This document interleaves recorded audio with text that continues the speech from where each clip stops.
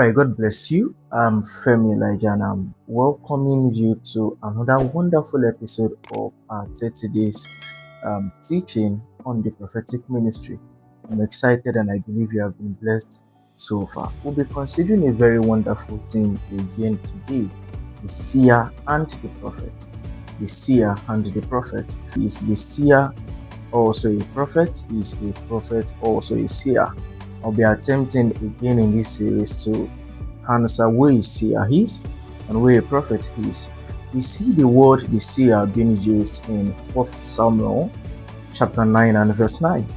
1 Samuel chapter 9 and verse 9. The Bible says the one who was formerly called a seer. And this title was used for Prophet Samuel. Who is a seer? The seer is translated, the word seer is translated from the Hebrew word raha, and the word prophet is translated from the Hebrew word nabi. So the seer is raha and the prophet is nabi.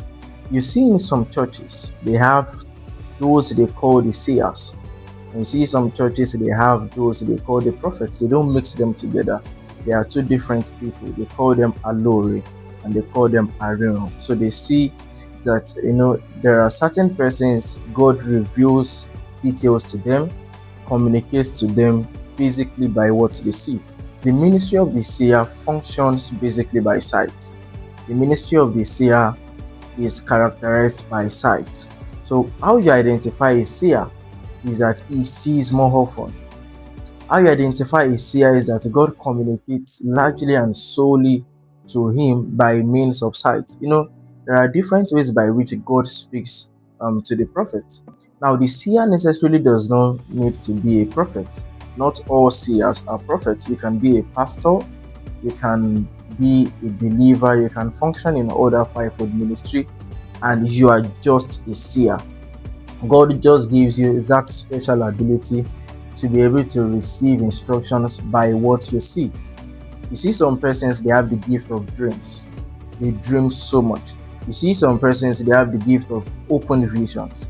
Now, something about the seer sometimes is that they may not be able to really interpret what they are saying, but they have this ability to see things. The distinguishing factor between the seer and the prophet from the word nabi is an inspired man. The difference between the seer and the nabi is just a thin line. The seer perceives more information in the realm of the spirit majorly by sight. So his major mode of communication or reception is by sight. Now, prophet also is a seer. Just that his major mode of communication may not just always be by sight, the same way the seer would have seen things. All prophets must be able to see things in the realm of the spirit. What qualifies you as a prophet is that you are inspired by God, and by reason of your inspiration, God can reveal things to you by whatever means He chooses.